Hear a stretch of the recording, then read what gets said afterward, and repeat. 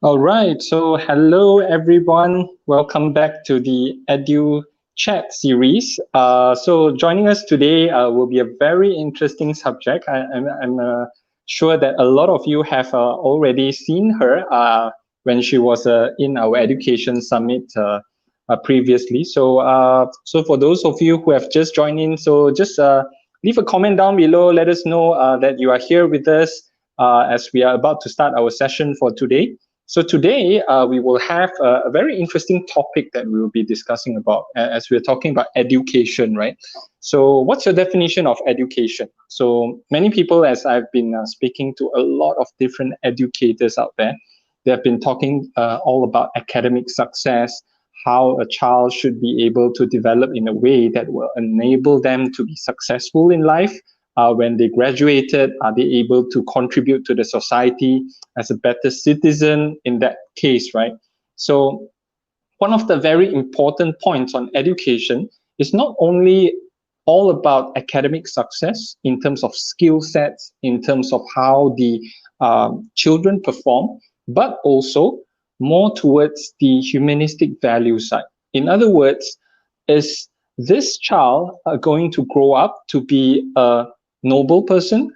Is he going to be kind-hearted? Is he going to be able to help those around them and to eventually benefit society as a whole?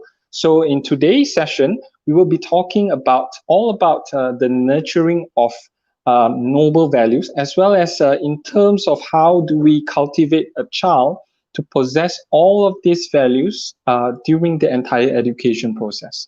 So joining us for today will be a person that I personally would love to have a very long conversation on. In fact, before this, we actually had quite a long discussion about this topic by itself.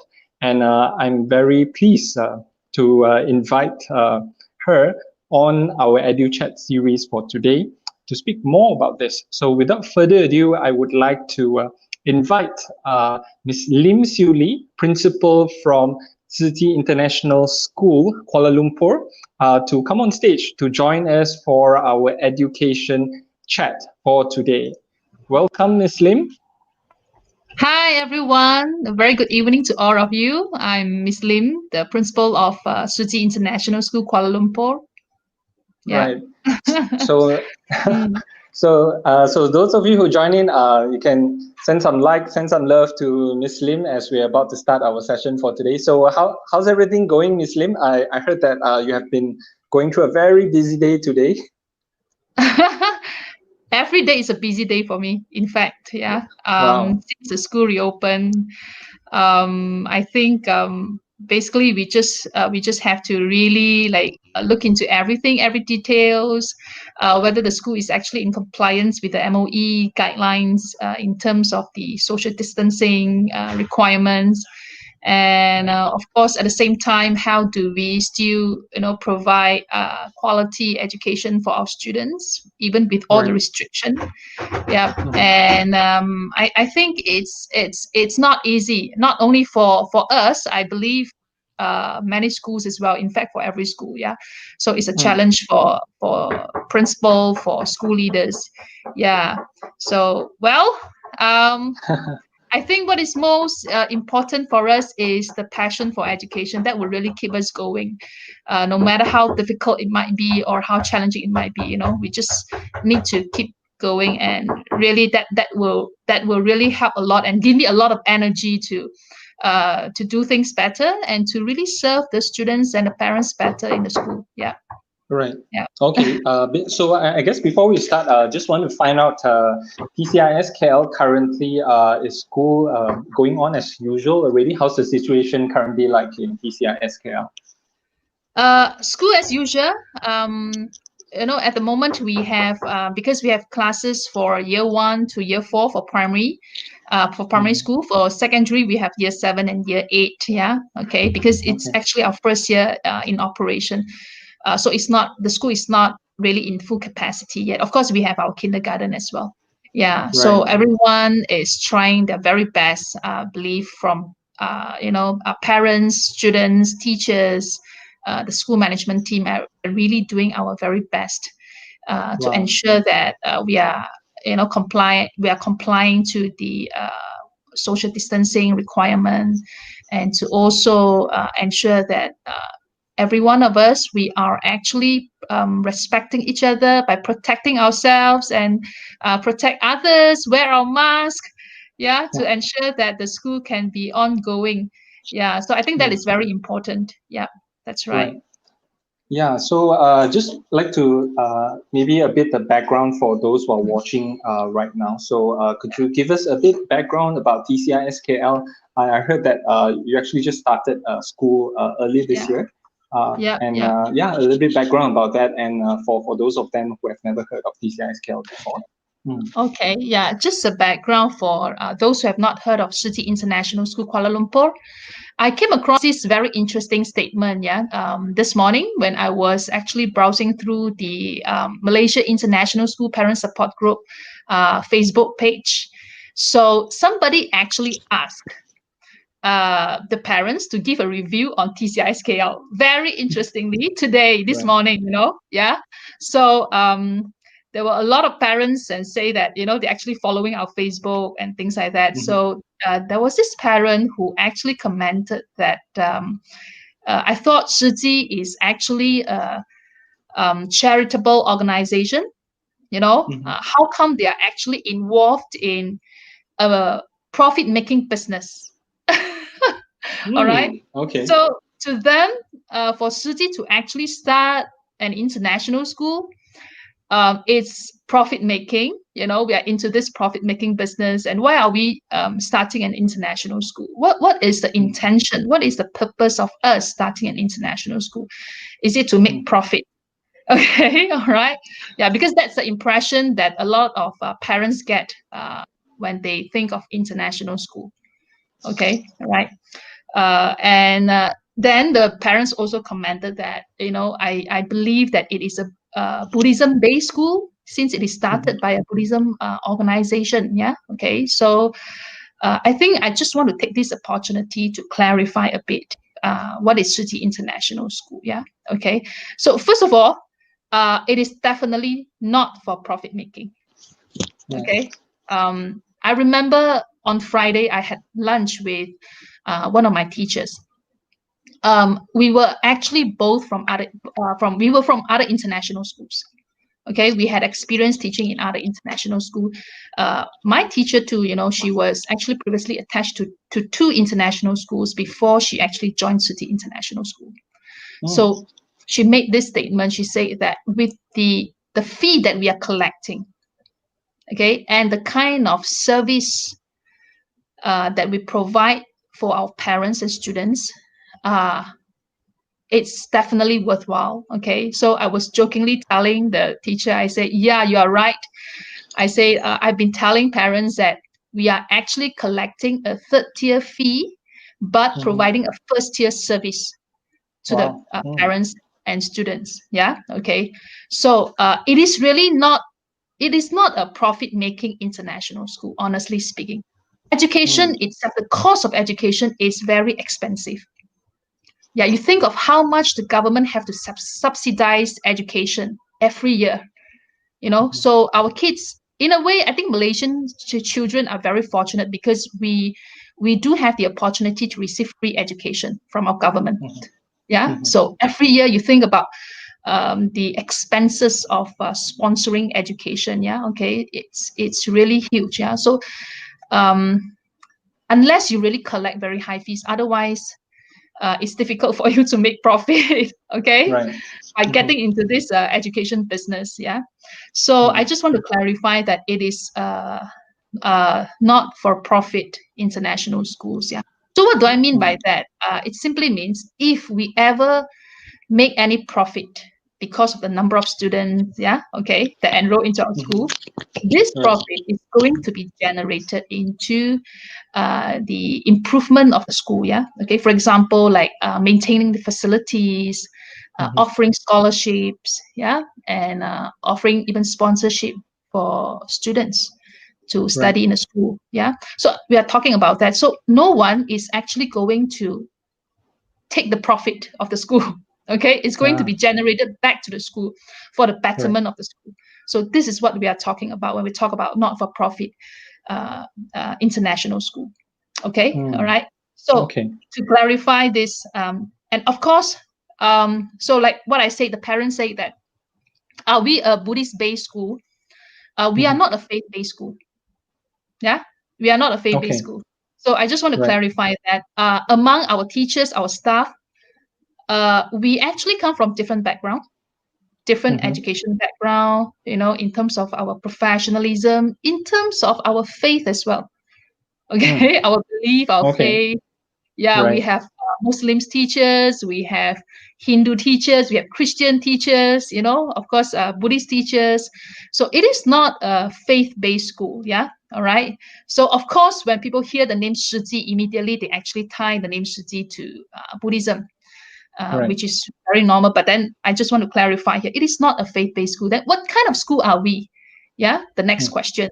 So it is actually a value-based school. So we talk about values. We talk about inculcating, instilling values, imparting piety in the students. So this is what we are talking about. Yeah. So in fact, this evening when we talk about humanistic education, one core thing that we always do in TCISKL is that we are here to actually instill values and impart propriety among the students. So I just want to clarify that. Yeah. Okay. So as you can see that our Tzu Chi vision is to nurture virtuous global talent. So the word virtuous come first. Yeah. Not talents. Okay. Virtuous come first because we believe in instilling values in the students. Okay. Like what you mentioned just now, instilling noble values, you know, so that the students will be able to contribute to the society when they graduate from our school. Okay. And of course, I would like to talk a bit about our school mission as well. Okay. So there are 3 missions that we always uphold to. Loving kindness as our foundation. All right. So that means in whatever we do, in the decision that we make and things like that, we always fall back to loving kindness. Yeah. Okay. And we also talk about inculcation of virtues as our priority. Okay. Not academic success. Okay. Why? Later on, I will explain why. Yeah. Okay. So inculcation of virtues, our priority. Yeah. Cultivating lifelong learners as our goal. Okay. So I think this is very important. Yeah, I think all of us as adults, we know that we are not here to actually train students to take exams or to perform well in exams only. Okay. Right? Although that is important, but that should not be the ultimate goal. Yeah. The ultimate goal is that so that we can actually cultivate lifelong learners. So how do we do it? Of course, we have our strategy as well. Yeah. Okay. And to actually carry on with my sharing, so how do we achieve our missions?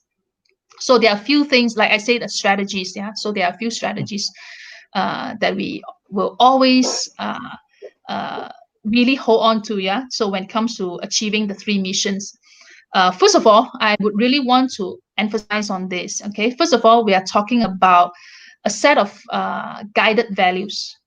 Okay. So there is this set of guiding principles or values that we uphold. So we call them the 5 moral compass. Yeah, the 5 moral compass in our school. 5 moral compass. So then subsequently, yeah, we have the 5 pillars program, which is our character education program, which is the humanistic education program. Okay. Which later on I will share about it as well. Then we also emphasize on our teaching methodology, how our teachers should teach in school. Okay. So what are the core skills that we would like to equip our students with?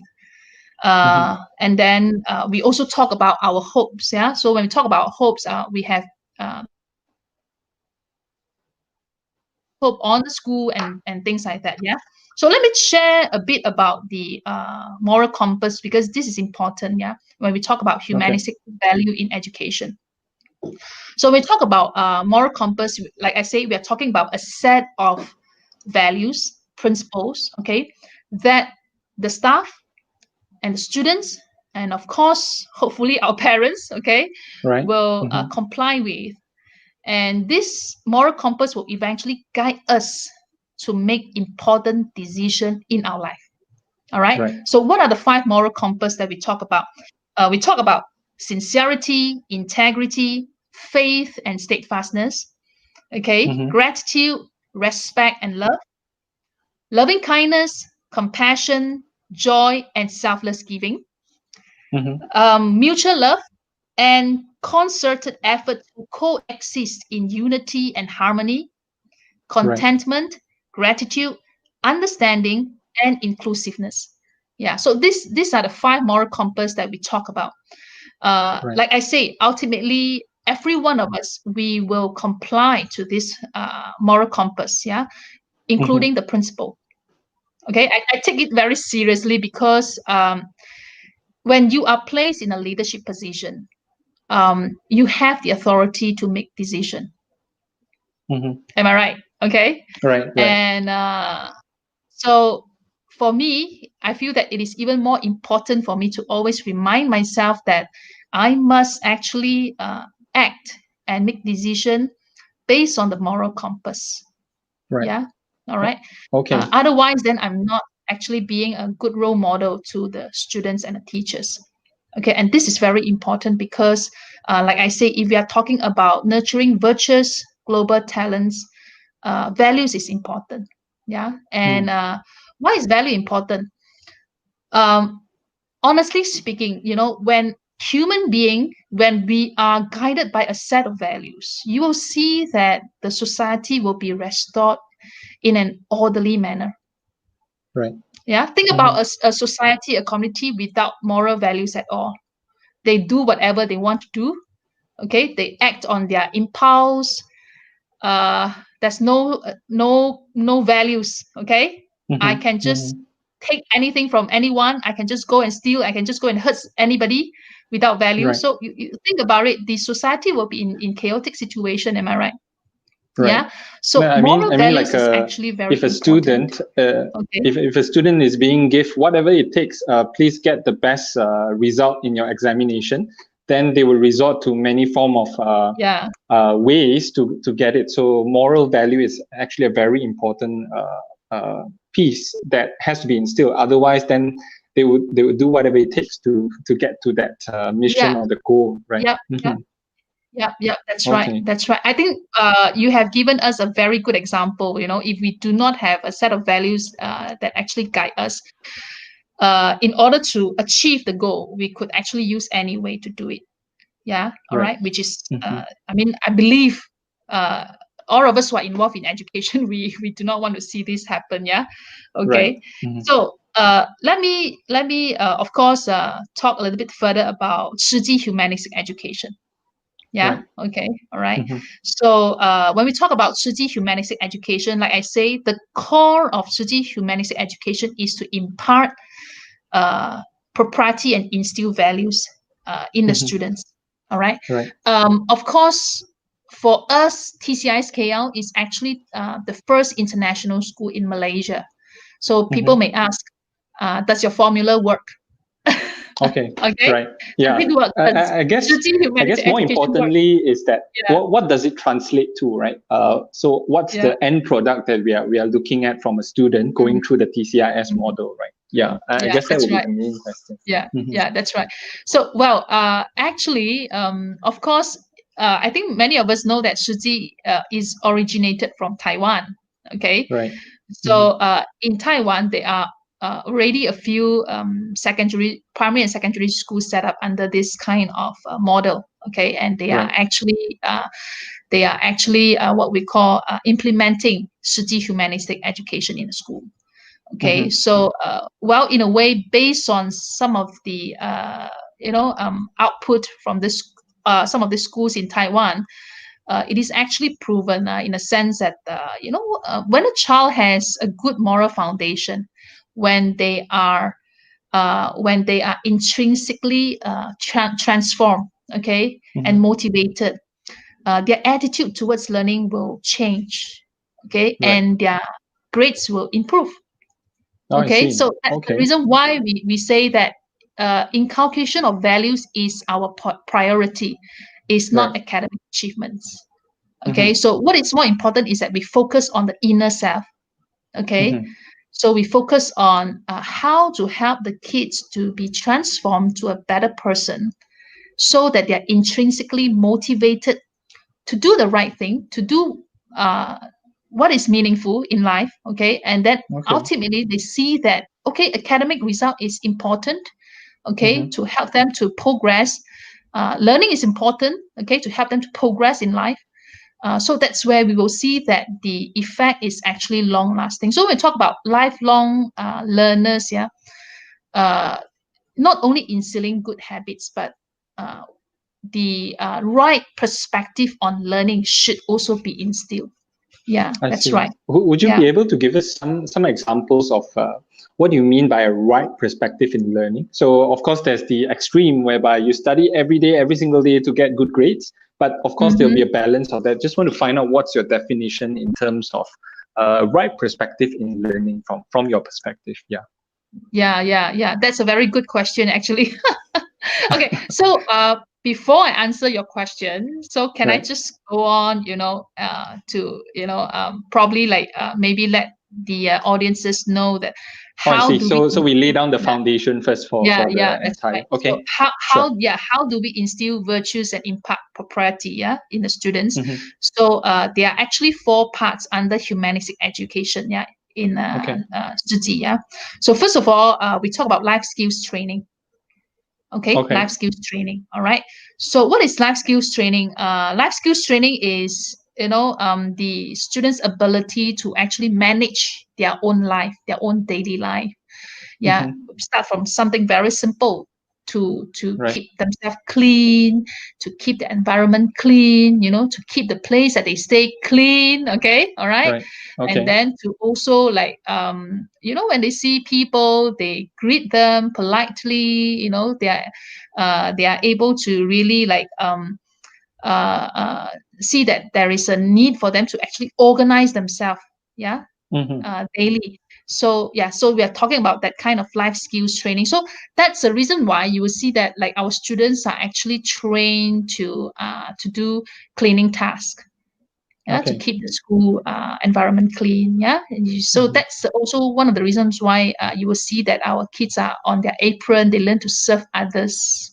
Right. Okay, they learn to wash dishes in school. Mm-hmm. Mm-hmm. Okay, right. Right. And of course, they are also trained to actually greet teachers, visitors, yeah, so things like that. Okay, and then secondly, we talk about service learning. Yeah, in Tzu Okay. Chi Humanity Education, we also talk about service learning. So service learning in a sense like for example, they learn how to serve others. They need to find the joy and the meaning of serving others, so they will not focus on their needs. Yeah, Oh, I see. so it's Okay. not about themselves. Okay, Mm-hmm. so it will actually help them to really inculcate the perspective of caring for others. Okay, and to see things from a wider perspective. All right, and not to always concentrate on themselves, on their own need. I think Mm. nowadays kids, they are not really able to see that. It's because there are less siblings at home. Yeah, I mean, parents nowadays, they don't really give birth to so many children. Yeah, okay, so some of the Mm-hmm. family, they only have 1 or 2. Okay, so and some of these kids are actually they are too self-centered. Okay, too Mm. self-centered. They only see their own needs. They feel that the people around them must fulfill their needs. Oh, I see. Okay, and they I feel guess that, all kids are like yeah, that. Ever since when we are born as a baby, it's all yeah, really self-centered. But it's just that yeah. when they get to a certain age, that has to Mm. come forth where the understanding of, hey, there's another person. What about the needs of Yes. others rather than mine as well, right? Yeah, Mm-hmm. that's right. That's right. So this is, one of the focus as well, that we want kids to be able to see that, hey, there's actually there are people out there who are also really, in need, and you need to actually go and, well, contribute to them. Right. So So we're talking about service learning, yeah, okay. So whereby we will try to create some opportunities for the kids to do service learning, either in probably old folks' home or maybe orphanages or other places that need their service. Okay, all right. And then we talk about in Tzu Chi Humanistic education, we also talk about the teaching of 经世 aphorism. Yeah. So this aphorism, they are actually word of wisdom from Master Cheng Yen. Okay. Yeah. All right. So of course, if I think maybe some of the audiences, they are not familiar with 经世 aphorism. It's just like motivational quotes. Yeah. Yeah. Would you be able to give us one example of the best aphorism that really impacts you as a person? Okay, all right. So, for example, one 经世 aphorism that I just shared last week, during the assembly, is that the key of doing good is not the amount of it, but what should be done. Yeah, what should be done by us. So this is one 经世 aphorism that I actually shared last week, because we just launched our bamboo coin bank to help the stateless children in Sabah. Yeah. Right. So this is like a motivational quote whereby we believe that when we give them word of wisdom in their life, eventually they will also internalize this word of wisdom, and they themselves will apply the word of wisdom in their life, and they will make wise decision in their life. Okay, in the life of the students, I mean, yeah, okay. And then, of course, then the last thing is that we also talk about humanistic education in terms of like teaching students on the art of making tea, okay, flower arrangements, okay, and even sign language, okay, sign language, all right. And that's the reason why we do that. Yeah, it has got to do with, when students, when they learn and understand the beauty of tea making, they themselves will cultivate that kind of calmness and mindfulness in them. All right. So when they are faced with stressful situation, they will not react to the situation, but be calm and be mindful, okay, on what is the next thing that they should do. Yeah, that's right. Okay, all right. Okay. Yeah. So most of the students in TCIS KL are tea drinkers, in a way. No coffee. Tea is much healthier, more calmer, keeps you focused in a way. Okay.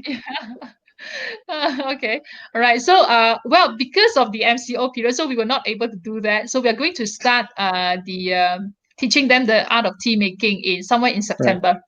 Yeah, that's right. Okay, so just just an I would say probably just a summary of what is Tzu Chi Humanistic education. Yeah. Okay. Yeah. Wow. Okay, there's a lot over here that we have put forth for the foundation of things. I guess one of the few things that they're really wanting to find out is that in terms of the service learning, right? In terms of getting a mindset of a child from me, focusing on me, myself as the center of the universe, towards having compassion, towards the well-being of other people, right? How does the teacher or how does the environment in TCIS KL slowly bring that perspective from self towards service to others as well? Because I work with a lot of kids and I work with a lot of organizations as well. And I guess one of the key thing is servicing to other people. But however, the transition phase, how are you able to allow a young children or a young kid to be able to understand the importance of serving to other people as well? Yeah. Would you be able to narrate a little bit on that? Okay, all right. So, for example, like I mentioned, it's important for the school to create opportunities for the students, to understand the importance of serving others. So then, what we did was that, for example, during lunchtime, okay, the students will be taught to serve their teacher first before they eat. Okay, all right.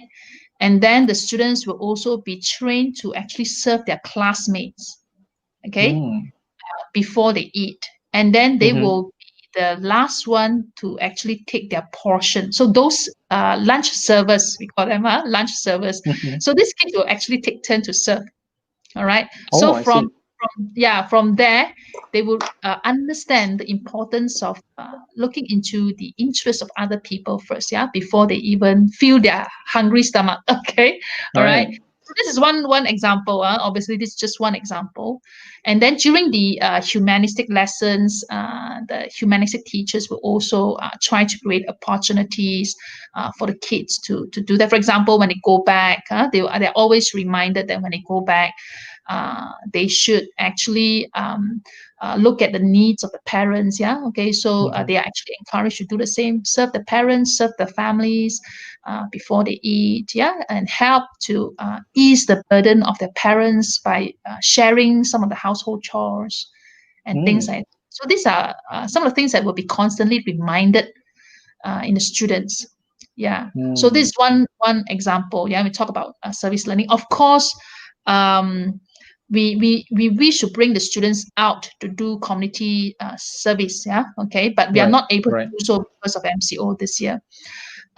So definitely, like next year onwards, we are going to actually bring them out to do service learning, in terms of them getting involved in community service.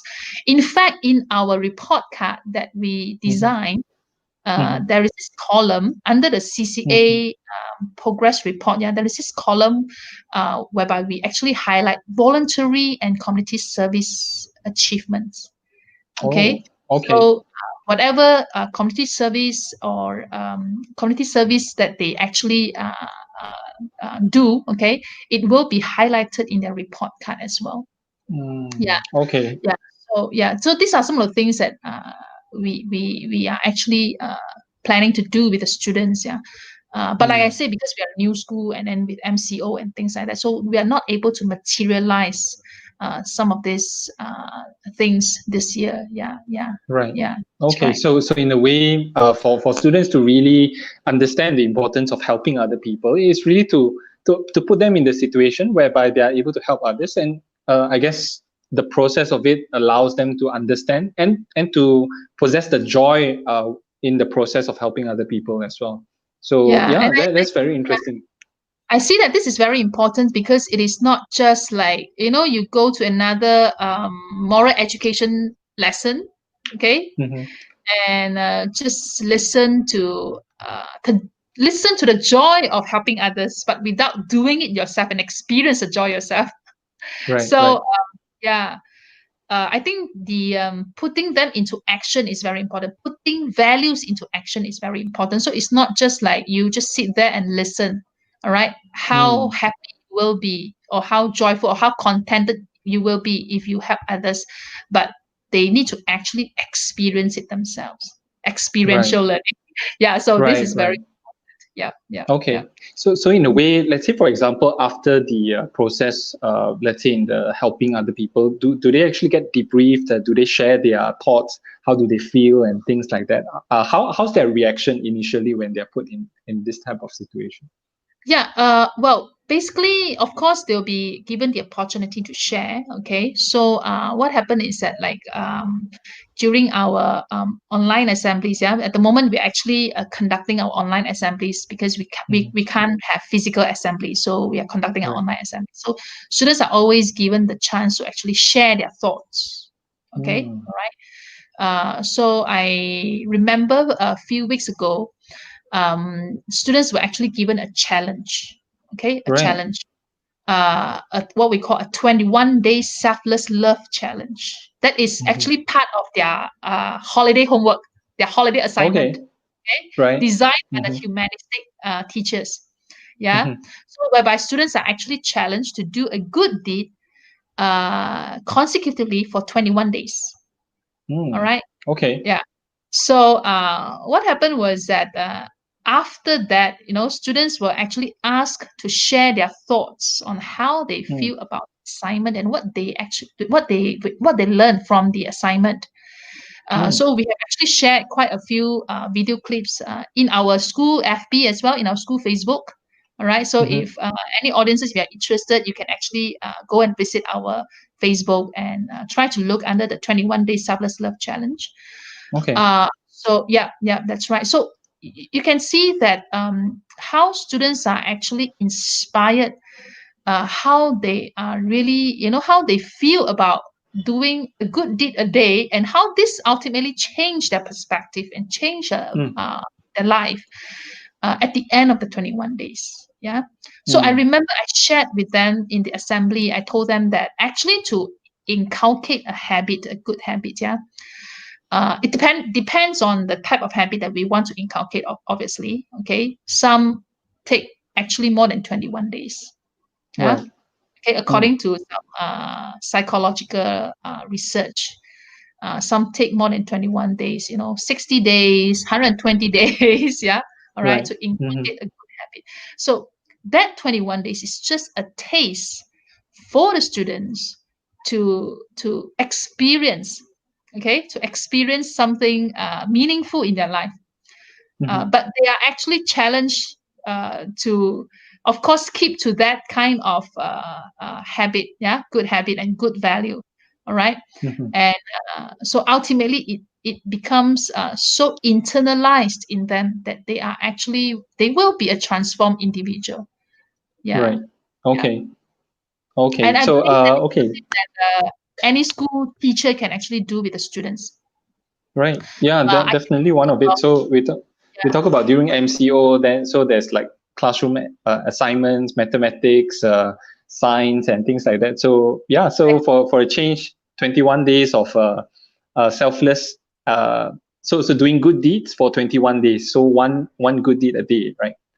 Well, you can even take it deeper. For example, like you apply it in the academic context. Okay, let's say, for Okay. example, you have a student who do not like to do maths. Okay, all right. Uh-huh. Yeah, so I have problem completing maths assignments. You can actually give them as a challenge, 21 days mathematics challenge. Okay, right, whereby you assign them with something interesting, maths questions. Yeah, okay, ask them to do it consecutively, non-stop for 21 days. And Ah. then, of course, the teachers could actually do follow up, yeah, every day to check if the students have done it or not, and how do they feel after they have actually solved the maths challenge given by the teachers. Let them Right. share. Probably from there they would gain confidence and the interest or love for maths. Right. Yeah. So it can actually apply to other subjects as well. Yeah. Okay. So one question over here from our audience over here from Aziz. So Okay. in school, where a child spends most of his formative age, 4 to 10 years old, should bombard his pupil with moral values. So values Mhm. before knowledge and skill. So how do the teachers inject these values in the process of teaching and learning? And some teachers may Mhm. believe that values are taught only at the end of the classroom sessions, right? So Mhm. perhaps you can share how teachers in your school meet the challenges in integrating noble values. Yeah, very Yeah. good question from Mhm. Aziz in terms of Mhm. how do you really integrate the we could say noble values in within Mhm. the teaching process. For example, Mhm. like what you just shared over here. Would there be Mhm. some examples that you can actually share with regards to this? Well, that is a very good question. Like I say, we are a new school, yeah. I mean, we do not have formula for everything, but what Right. we do is that to start with. So what we do is that we in the lesson plan, we did Mm-hmm. actually ask teachers at the end of the lesson to tie the lesson in with motivational quote like 金氏 aphorism. Okay, to remind the Mm-hmm. students. For example, just give you one example. Like I've seen our maths teacher. Okay, when they actually teach about certain topics which is quite challenging for the students, Mm-hmm. then they will Right. actually tie it in with the 金氏 aphorism that says that do not underestimate yourself. Okay, Right. Right. yeah, Okay. yeah. So a 金氏 aphorism like that, yeah. Do not underestimate yourself. That you can actually have limitless potential if you work hard. So that would really help to motivate the students to really challenge themselves. Okay, right. So Mm. this is one simple way, of course. Okay, so like what Aziz said that at the end of the lesson, yeah, it actually happened at the end of the lesson. Well, teachers actually Mm. remind students how to face challenges in their life, although it may seem difficult to them. Okay, all right. So that's one example. Of course, the second one is that we do have some wonderful teachers, who will not only remind students values at the end of the lesson, but throughout the lesson, Whenever there is an opportunity, they will instill values into them, okay, into the students. Yeah. Right. So at any point of time, whenever they see opportunity, they will instill values.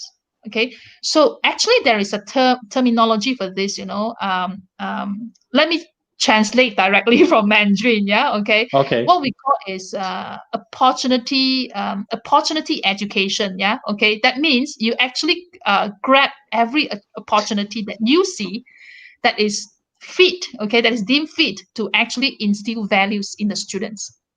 I see. So anything that you see, for example, if you see students when they walk to you, when they greet you, you can actually reinforce the positive things that they do. Okay. All right.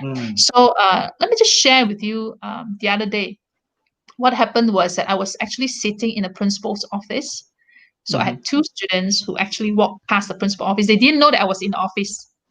Okay. One of the boys, he actually shouted very loudly in vulgar words. Okay.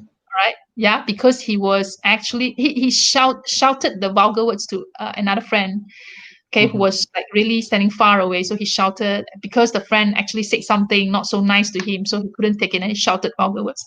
So what happened was that I was in the office. I heard the boy, okay, shouted in vulgar words. So I actually dashed out from my office, not to scold the boy, but to take that as an opportunity to show the boy how to actually react positively in situation like that. Okay. Right. So I tried to talk to the boy, and then the boy told me that, because the other boy actually made me very angry by saying something which is not nice. So that's why I said what I say. Okay. So I took the opportunity to correct the boy and told him that, hey, that's definitely a better way for you to actually react in the situation by not shouting vulgar words, so that is what I call opportunity.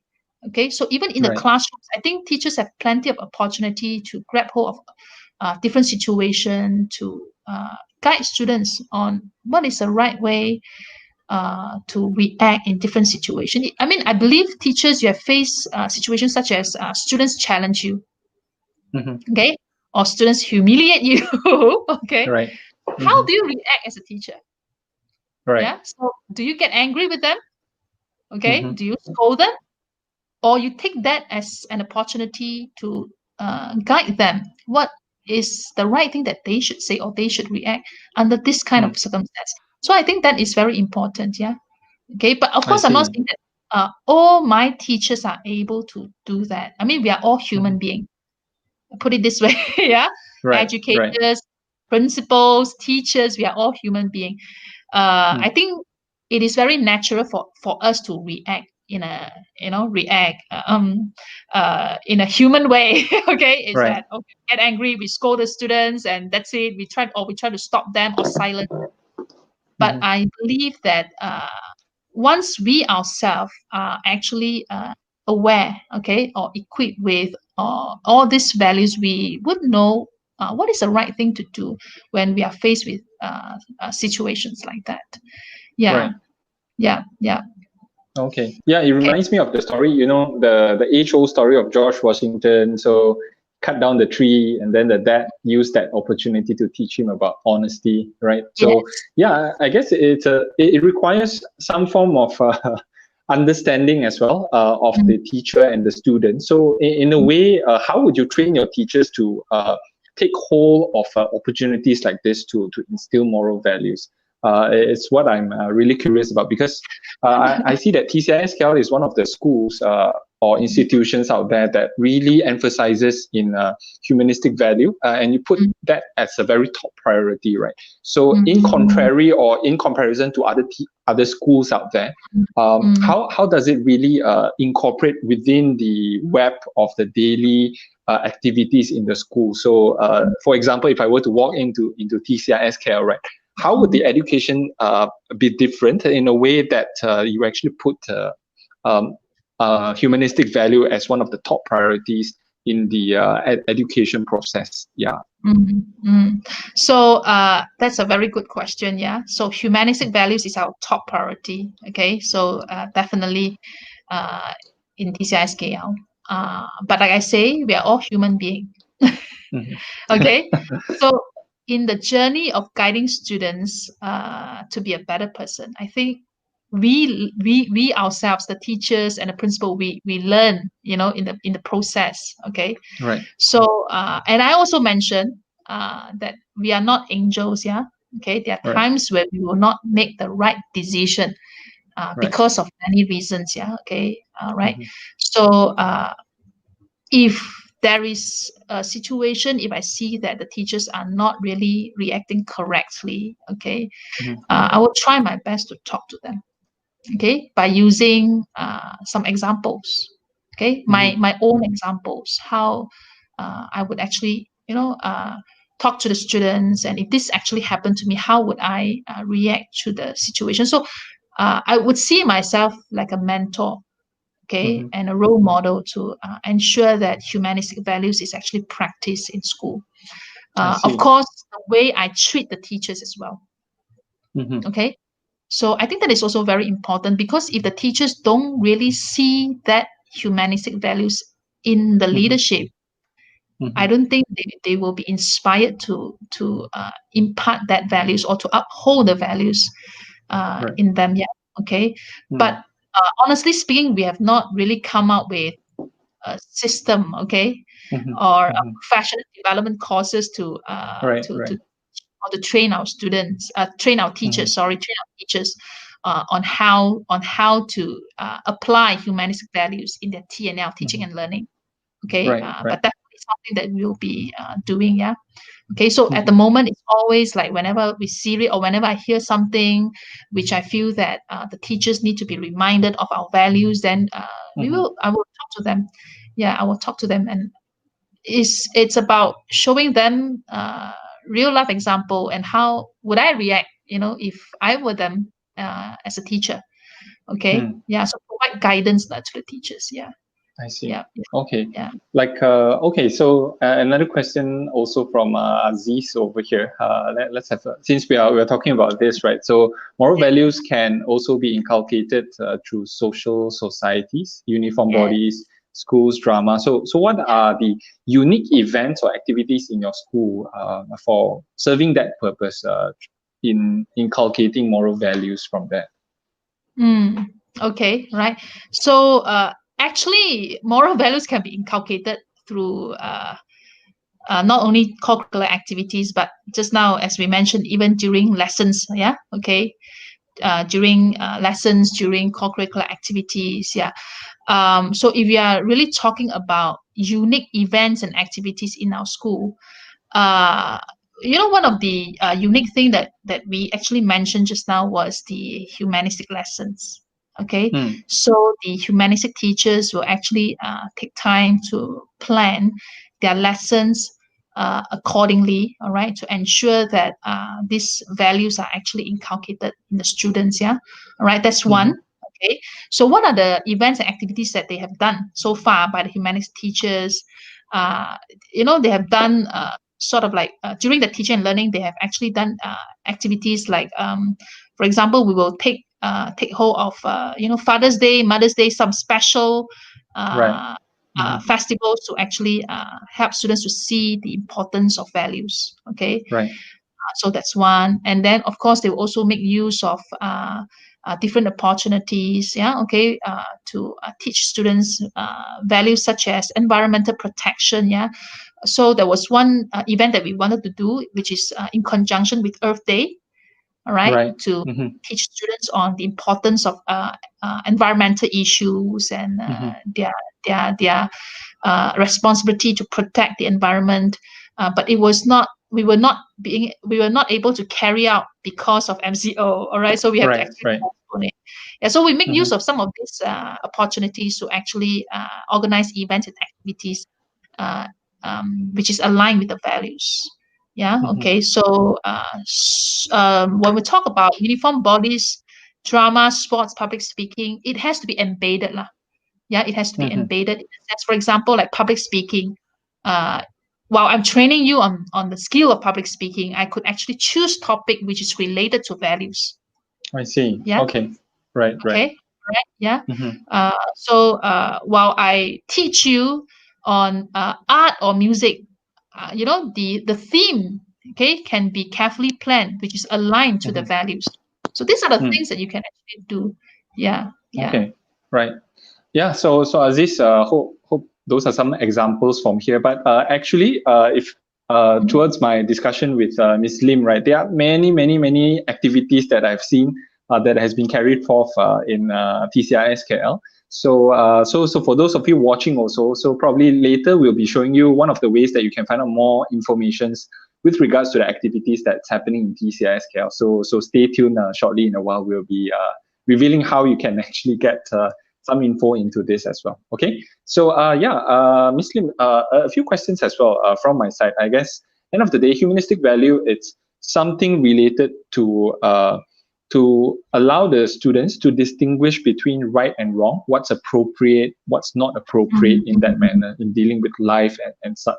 So one of the key challenges that I personally feel I have the dilemma on is that the right and wrong, right, in the reality, in for example, to allow them to develop the sense of understanding what is right, what is wrong, right? Does it come from a very uh, could I say a very strict perspective, or would you allow them to experience themselves in terms of determining in what is right and what is wrong? So in my case, the question would be, how do you set the stage in order for them to distinguish between right and wrong from that perspective? Very interesting Yeah, question. yeah, I think every one of us, yeah, we have our what we call universal value. Let me put it this way, okay? There's right. this Mm-hmm. set of universal values that what is right and what is wrong is actually taught to us since young. Okay, Mm, all right. And no matter where you go, which school you attend, there is this right. basic moral values. Okay, Mm-hmm. and to help us to distinguish what is right and what is wrong. Okay, Right. of course, life is more complicated than that. I think all of us as Yeah. adults, we know, yeah. As you venture Right. into the world, you will be faced with certain dilemma. Okay, Yeah. whether should I do this or shouldn't I? Should I do that? That kind of thing.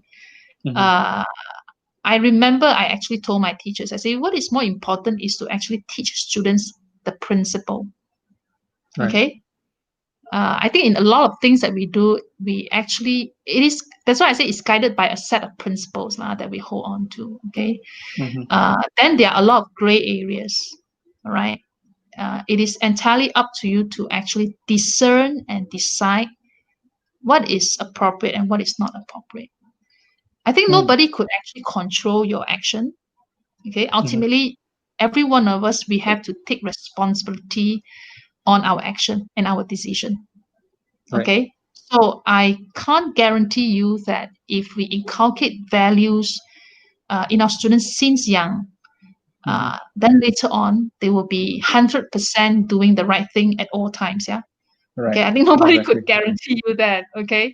Yeah. But at least you know that you are actually giving them a set of values and principles that will ultimately guide them to make the right choice in their life. Mm, Okay. All right.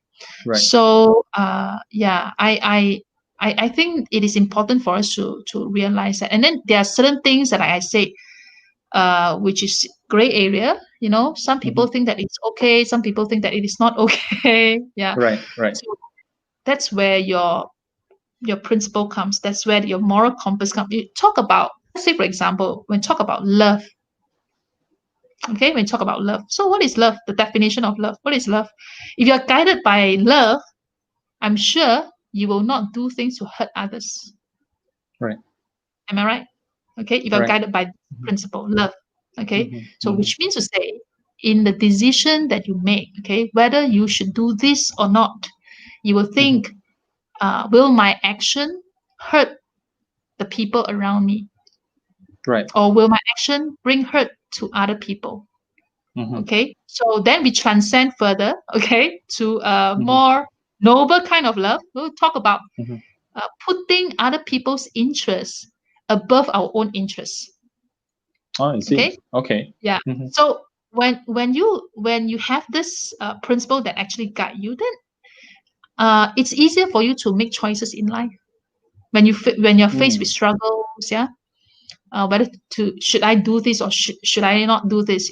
That when you always have this principle in your mind that, okay, I shouldn't actually hurt others, okay, in my action. All right. Then in a way, it actually guide you to take the appropriate action.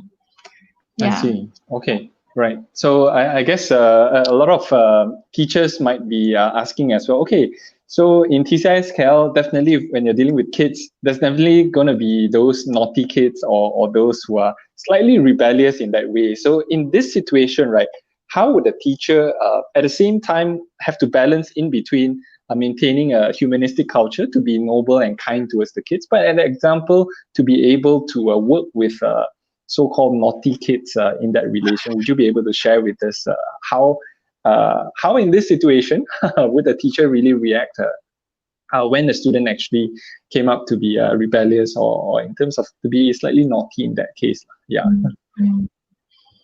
I think it depends on what kind of age group you're dealing with. Yeah. Right. Okay. So let's say, for example, you're dealing with teenagers, because I've been a secondary school teacher for many years before I joined TCISK. Right. I've been working with teenagers quite a lot. Yeah. Okay. What happened was that, of course, we understand that teenagers, they are in their rebellious age. Okay. And then there are a lot of times, even if you say the right thing, even they might know you are saying the right thing to them, they will not listen. Yeah. Because of the hormone changes and things like that. So for me as a teacher, okay, I always believe in this, is that sometimes treating them in a very harsh manner will not actually help them to transform and will not help them to realize their inappropriate action. Yeah. Okay. I mean, I've experienced it myself. Just to share with all of you, it actually happened to me last year. Yeah. Okay. I was a principal of a private school. Okay. So what happened was that I have this girl.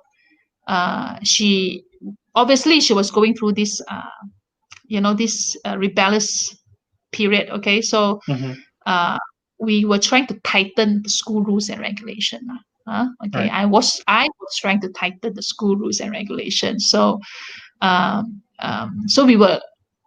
personally felt that, but now when I look back, I personally felt that I was a bit too harsh to the students, okay, by demanding them to speak or act in a certain manner, okay. So at the end of everything, so students actually felt that they were being suppressed, okay. And I didn't really have that kind of patience to actually understand their emotion, all right. And because of that, the student had a lot of resentment and bitterness towards me. Yeah. Okay. So I am actually someone who is really good at brainwashing students, according to some of my students. Okay. So they will say, if I go to Miss Lim's office, I will be brainwashed, Okay. So I thought I could actually do it this time using this way, So I was trying my very best to brainwash her, okay. But I actually failed, obviously, because after she woke up from my office, she became more rebellious. Okay, became more rebellious. So that actually, I really gave very serious thought to what I did. And I told my teachers. So again, opportunity. Yeah. So sometimes when I think it's important for the principal to guide the teachers by using real example. Okay. So I shared this with my teachers during one of the staff meeting. I say I might have won the argument. Okay. Because I'm more knowledgeable and I'm obviously more experienced. Okay. So I might have won the argument, but I have actually lost the student. Why? Because I say the student actually, she was more resentful, and she didn't get any better in terms of behavior. In fact, it was really it was worse. Okay. So I say, that is definitely not the right way to deal with the students. Right. So what is my ultimate goal? I think we have to ask ourselves as educators, what is our ultimate goal when we deal with students? Do we want to just lash out our anger on them? Okay. Do we just want to show them that, yeah, I'm more experienced than you, I'm a teacher and you should listen to me, So what is the ultimate goal and ultimate purpose? Actually, our ultimate goal as a noble educator is to see life change. Yeah. Okay. Is to see that our students, they begin to understand why things are actually done this way from a more matured perspective. Okay, reason why they are not able to agree with us is because they're not matured enough. They have not gone through life. All right. So therefore, whatever you tell them, they will say no. They will feel that you don't understand them. I always tell the teachers, I say, I think these kids have forgotten that we were once a teenager. Right. You were once a teenager, yeah. Okay. So they always think that we do not understand them. So I always joke with the students. I say, "Hey, come on! I was like you. I was 13 years old. I was 14. I didn't born to be 40 years old. Yeah. Okay. So I think we have to understand what is our goal when we deal with students. All right. So from there, then we will be able to sort of like use a different method to actually deal with students. When we talk about methods, there's no right or wrong. Yeah. Okay. No right or wrong in the sense that as long as you are not humiliating them, as long as you are not physically punishing them, okay, all right, you are not saying unkind words to them, then there's no right or wrong in that sense. Yeah. Okay. There's a lot of ways to actually deal with students in an effective manner, which I think that is something that we have to constantly explore. I can't give you one method and tell you this is it, use this way, because we are dealing with human beings. Okay, we're not dealing with machine. We cannot come out with a standard SOP, protocol that this should be the way to deal with students. We can come up with an SOP how not to deal with students. Okay? Right. You know what I mean? But not an SOP on how to deal with students. Okay, all right. So I think once we have that understanding, the common goal that, okay, our aim is to help the child to see, what he needs to achieve, okay, or what he needs to do to be aligned with us, then I believe we will try our very best to explore different ways to help the child. Okay, the thing is not to punish them, help them to understand. But for this, for me, I feel that the child must be able to understand there is consequences that he or she must face. Okay, if they get themselves in trouble or if they do something which is irresponsible, okay, they have to face consequences. So that's where school rules and regulation comes in. Right. Yeah. All right. So if you say this, if you do this to your teacher, okay, you are actually in a way violating the value of respect, for example. Okay, then you have to understand that there is a consequence that you have to face. Okay, all right. So students must be made understand that there is a consequence that they have to face if they do something wrong. Okay. Yeah. So that's very important. So that when they grow up, when they face their life, okay, in the society and all that, they know that in whatever I do, I need to face consequences in my life. Yeah. Yeah. That's right. Okay. So, I actually wanted to go more in depth on that, but before that, let's have a look at another question on here from Eun Hong. So, her question over here is that how does school manage time and schedule for academic learning and that for humanistic learning as well? So, there's a race for more A's that can dilute the interest to know more or even practice good moral values. So, is there sort of like a pressure for the kids? I believe that what I heard is that in TCIS KL, you are using the IGCSE syllabus as well. Yeah, IGCSE syllabus. So of course there would be academic achievement aspect of that as well. So how would this come in line with regards towards the striving for academic achievement, while at the same time we're balancing in the good practices of good moral values as well? Okay, I mean, this question, yeah, okay, so let me put it this way, practically, I would say that like probably 70% of the time, okay, if you look at our timetable, 70% of them are actually put into academic learning. Okay, so Right. whereby students will learn subjects like science, maths, BM, Mandarin, and so on and so forth, you know. Right. So 70%. And then the other 30%, they will be learning other things. Okay, humanistic education is one of them. It's only 2 periods per week, honestly speaking. Right? Yeah. Okay. So practically speaking, this is how we plan our timetable. But actually, if you really listen to our ideology, our philosophy, okay, is that inculcating humanistic values, they are always embedded in your T&L, in your teaching and learning of academic subjects. Right. All right. So that's how you can do it effectively. Okay, even embedded in our CCA as well. So it's not a two different entity. Okay. In fact, it is how well we can actually integrate it into everything that the students do, even in the journey of pursuing A's. Does it mean that we can let go of the humanistic values? No, values is something internalized. Yeah. Okay. A's is your achievements. Am I right? Academic learning, A's, these are your achievements in life. But values is something that you actually internalized in you. Right. Yeah. So it is not in a way not two different entity, okay? But this is what we believe. I mean, our philosophy, our education philosophy is that if kids have a strong moral foundation, if they're able to internalize values, A's will automatically come about. Okay, because they will know what is the right thing to do. Yeah. Okay. So take for example a kid who is disciplined. Okay, they know how to prioritize their life. They know their responsibility. They will definitely do their homework. Okay, they will definitely pay attention in a class.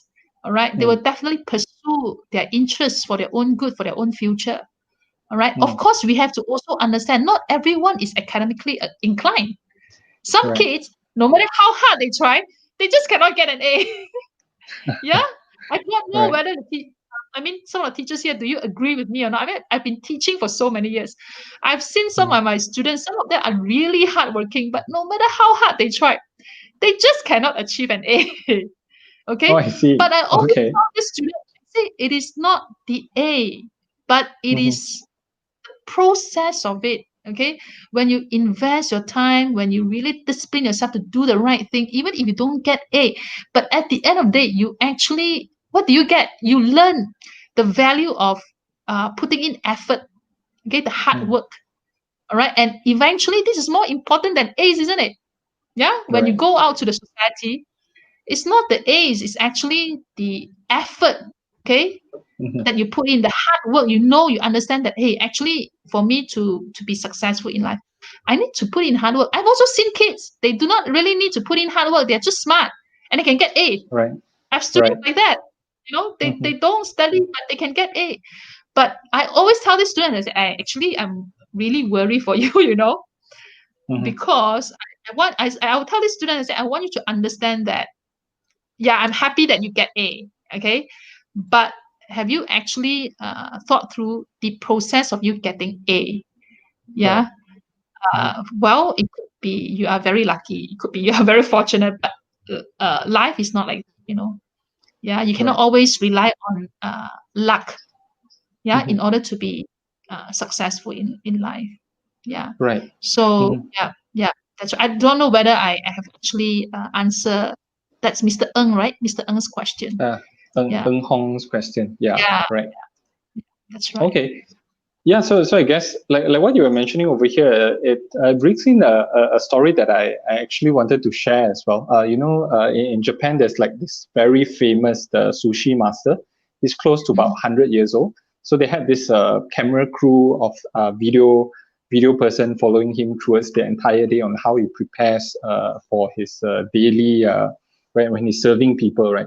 So through their observation, that 100-year-old master, right, he has the ability to really have he has a very great observational skill. in when the customers actually walks in, he is able to tell whether he's left-handed or right-handed, if the person prefers a certain taste just by observing. So when they actually go through his entire daily process, right, they notice that he takes so much attention, and he brings in so much love and passion towards every single detail of his preparation on his daily life in the restaurant by itself. So just by looking and observing how a master is at work, we are immediately able to get notice on, oh, okay, he's there, he's at that quality for a definite reason. And it's because of his daily habit and his practice that has been cultivating for many, many years to come. And that is why he is where he is right now.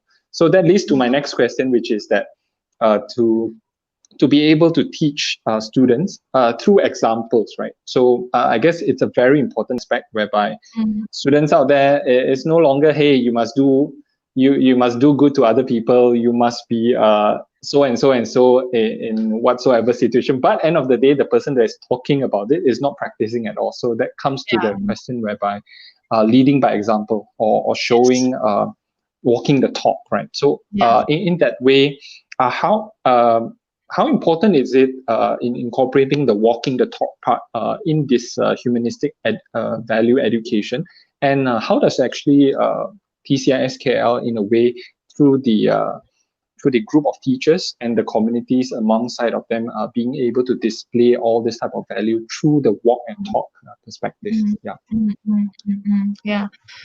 Well, first of all, I think it actually starts from the selection process. When we select our teachers. So last year I was not involved in the selection process because I was not on board yet. So this year itself, because of the expansion of the school, so I've been interviewing teachers, observing their lessons before we take in teachers. There's always one question that I will ask these candidates is that what do they understand about Tzu Chi International School, Kuala Lumpur? Whether these candidates do they actually understand us or not to a certain extent, and then I will ask them, do you agree with our education philosophy? And I will also ask them that, how do you envision yourself as a teacher in TCISKL? All right. So I will always ask them this kind of question because I think it is important for them to know that in order for them to actually be able to be a role model, they must agree with our education philosophy first. That's very important. Otherwise, I think we will have a tough time to try to align the teachers. Which it actually happened this year. So from our experience, we feel that it is important for us to take in teachers who agree with our education philosophy. So in other words, there's a very strict selection process for teachers that are being accepted to teach in TCISKL. In a way, yes. And if you ask me, I would prefer to take someone who is passionate in education and who agree with our education philosophy than someone who only has professional knowledge. Of course, professional knowledge is very important. But you see, the thing is that it's just like the question that was asked just now, how would we balance up students to score an A? So students who can score A and students who, and then how do we actually teach values? That is the same kind of principle. So how do I balance up selecting teachers with professional knowledge and teachers who are passionate and agree with our education philosophy? So if you ask me, even the story that you shared just now, love and passion will eventually bring you to be successful in what you do. So in our selection criteria, for me personally as a principal, I would always look at the teacher's attitude first. Their attitude, their love and passion for education, whether they agree with the education philosophy or not. That will come first, because I feel that passionate knowledge can be groomed. If this teacher has a right heart and a right attitude, the teacher can actually really grow in terms of professional knowledge. Okay, there's a lot of room for the teacher to actually receive constructive criticism, to receive correction. Okay, and from there, the teacher will be self-reflective, and from there, the teacher could actually grow in terms of professional knowledge. Yeah. Okay. I've seen. I mean, I've taken a few university fresh grad from university. They are very receptive, and they can be as effective as very experienced teacher, our so-called very experienced teacher, because sometimes very experienced teacher, they might be very set in their own way. Okay, so for them to receive new information, or for them to change, it takes quite a lot of effort, unless that very experienced teacher, he or she herself is also very open. Okay, they are also very reflective, they are very open, then there's no issue. Okay, so so this is very important as a first step. Of course, obviously, as a school, ultimately we need to grow, and we need to plan our professional development in a more systematic manner in order to help the teachers to grow. In terms of possessing the humanistic values and also matured in their professional knowledge. Okay. So so if you have any questions for Miss Lim, please do comment down below. And also, if you were to click the link, you should be able to chat with us as well. If you actually want to do so as well, right? Okay. So I guess moving on to actually, I have many things that I really want to discuss with you on that. So we talk about just now you were mentioning about the humanistic education side, right? In terms of teaching them about the art of tea drinking, right? On flower arrangement, and then in terms of sign language as well, right? Yeah, could you elaborate in terms of how does this form of education, the intention of it, most importantly, as well as how would you see it translate into cultivating a student with humanistic value through teaching a different form of education, such as tea, the art of tea, as well as flower arrangement classes. Yeah. So when we talk about the art of tea, okay, so we talk about we focus on teaching in terms of inculcating the value of hospitality. So students will be taught not just to make good tea, okay? Making good tea is one thing, okay, it's a set of skills that they will be learning. But the value behind is to actually inculcate values such as hospitality. To teach them to be hospitable. All right. To of course to act according to different social situations. Okay. And then it also helps to instill, like I say, calmness. All right. So like you say, why not coffee but tea? I think it has got to do with culture. I don't want to say that tea is the best, coffee is not good. I don't want to say that, but it is actually culture, the culture. So if you really look at the Chinese culture, okay, the Taiwanese culture, the Japanese culture, even Japanese culture, okay, you know that the art of making tea and drinking tea, like I said, it's an art. Okay, there's a lot of knowledge and values that you can learn from there. Okay, so staying calm is one of them. Okay, hospitality is one of them. All right, even the knowledge of making tea itself, there's values embedded as well. So the water cannot be too hot, cannot be too cold. All right, so you actually learn there's being a process moderate. towards it, right? The every single detailed aspect. The accuracy of the temperature of water and also the tea leaves. All right. So from there, you could actually derive quite a lot of values and teach it to the students. So like I say, it's always the opportunity that we talk about. If you are very aware and very mindful of teaching students values, you can actually get hold of any opportunities. Okay, all right. So that is the art of tea making. So we talk about flower arrangement. So because in Tzu Chi, we believe that flower is the nourishment for everything. Okay, because it is life, natural life. Okay. So and it is a dedication to the earth, plants, flowers is actually a dedication to earth, yeah, at all times. So the art of flower arrangement teaches the children to respect life, okay, and to live in harmony with nature. Yeah, so that is the value that we want to teach the students. Okay, all right. Okay. Yeah. So when it comes to this sign language, so maybe I need to talk a bit of history about this sign language thing. How come, how did it become part of the culture in Tzu Chi? It has got to do with, of course, Master Cheng Yen. Yeah, there was once she was out there, preaching, the word of wisdom, sharing the word of wisdom to the people. And then there was this deaf person, okay, who could not actually hear. All right. Then from there, she had this compassion for the deaf people and say that, if we can learn sign language, then we can actually preach the good news or the word of wisdom to these people. Yeah, so that's how this sign language comes about. Yeah, okay. Obviously, the origin is out of compassion. For this disabled people. Yeah, that's right. So since then, it has actually become one of the Tzu Chi humanistic education. Yeah. Right.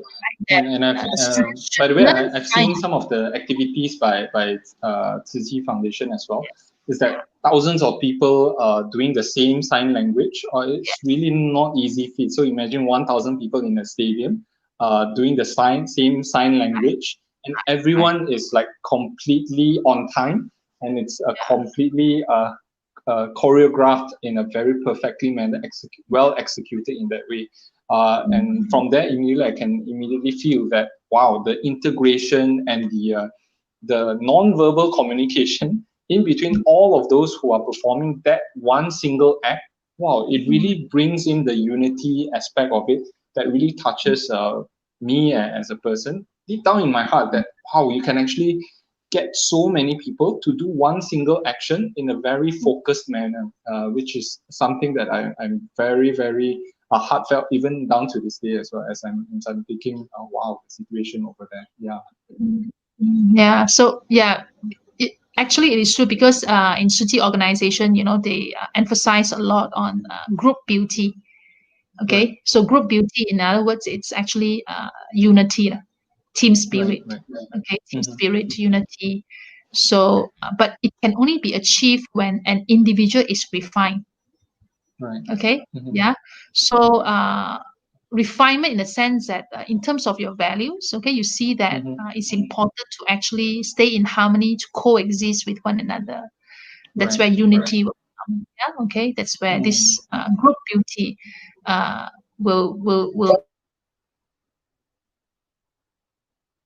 Right. So I guess we have a little bit of technical difficulty, but also while we are taking time to recruit back the line over here, I guess I just like to share a few things that I've actually observed from the Tzu Chi International School and their organization as well. So there was this one time when I actually went on to one of their activities. It was in a stadium, a huge stadium, whereby they would have the field in the middle, as well as the grass right across the entire stadium.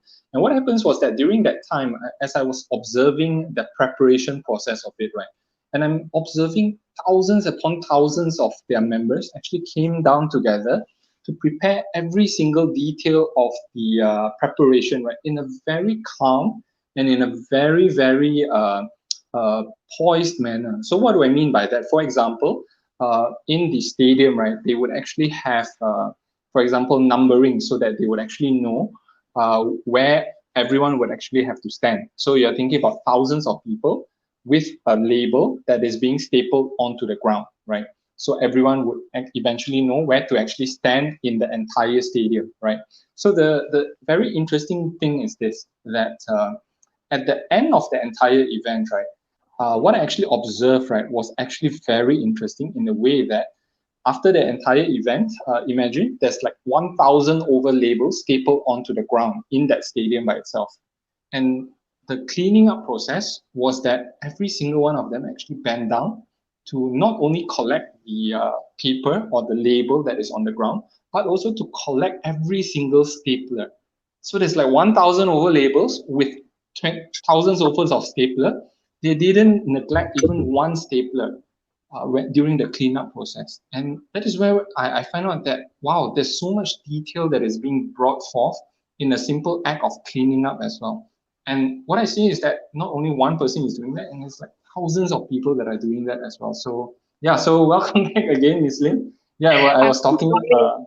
Yeah. yeah, a lot about the way on how Tzu Chi as an organization and TCIS KL as well, on how people manage to actually get together to do simple tasks in a very, very meticulous manner. So simple things like ordinary things in life is being put forth in a very, very, they do it with so much passion and meticulousness with a lot of effort in making sure that small things are being done exceptionally well. So I was just wanting to get your comments on that as well, on how you as an organization in TCISKL are able to gather around so many people to be able to conduct things in this kind of manner in that way. Yeah, Okay, all right. Well, first of all, I have to apologize, yeah, okay, because of sure, no I problem. think internet problem. Now, when it comes to this getting people together, and do the same thing, uh, of course, it is because the spirit of volunteerism.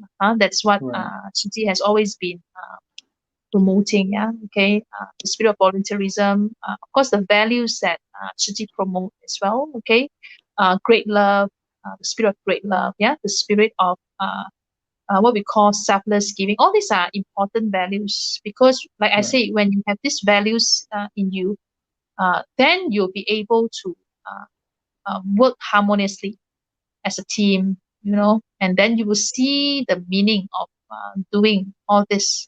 Yeah, all right. So I would say that if you want to see this kind of thing to be achieved, you definitely got to work from inside first. Yes, the heart yeah, has to be transformed before you could see such wonderful thing right. happen in the organization. Yeah, Mhm. yeah, that's right.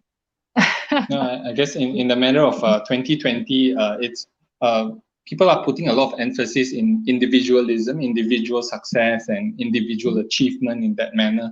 But Mhm, not many organizations that I'm able to see that mhm, they are able to bring people together to work mhm, harmoniously or synergistically to achieve a mhm, great mission on that part. And that is why I find out when TCIS KL actually first came to KL, in the approach on education, which what I've mhm, observed, it's something truly inspirational to mhm, see that educations like this are being brought forth, especially to kids as well. So mhm, in that mhm, way, in terms of getting kids to be able to work together as a unity, right? Would you be able to share some activities on how the teamwork and mhm. the synergistic way of approach towards kids working together as a whole would be able to transpire in TCIS KL. Yeah. Mm. So obviously at the moment we can't do that, yeah, because of Yeah. MCO social distancing Right. requirement. So Yeah. even if you want to promote group work, teamwork, it's actually not I would say not practical at this point of time, yeah. But Right. definitely we have plans to organize competition which is class based, group based Mm-hmm. to promote unity, teamwork, yeah. It is actually when kids work together that they learn and they see that the importance of keeping team spirit and unity with Right. each other. And of course, like some of the values that we talk about, yeah, coexist with in harmony with others. Mm-hmm. Love, all this, you can't actually understand the real meaning of it until you work with others. Yeah, Right. because when you work with others, that's where conflicts will come. Right. Okay, you will have different opinions about different things. Mm-hmm. So how do you actually collaborate with each other to come to a Right. consensus, a common Mm-hmm. understanding that things should be done this way and not the other way?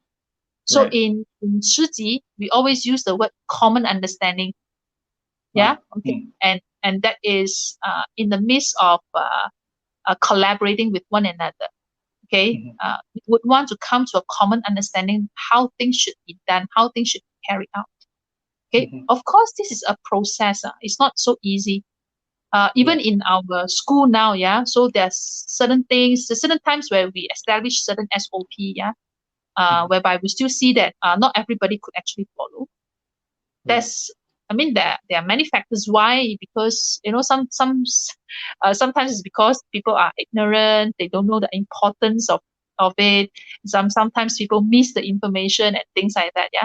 So before you could reach that kind of level, that kind of what you have explained or described just now, that kind of meticulous level, that's always a process.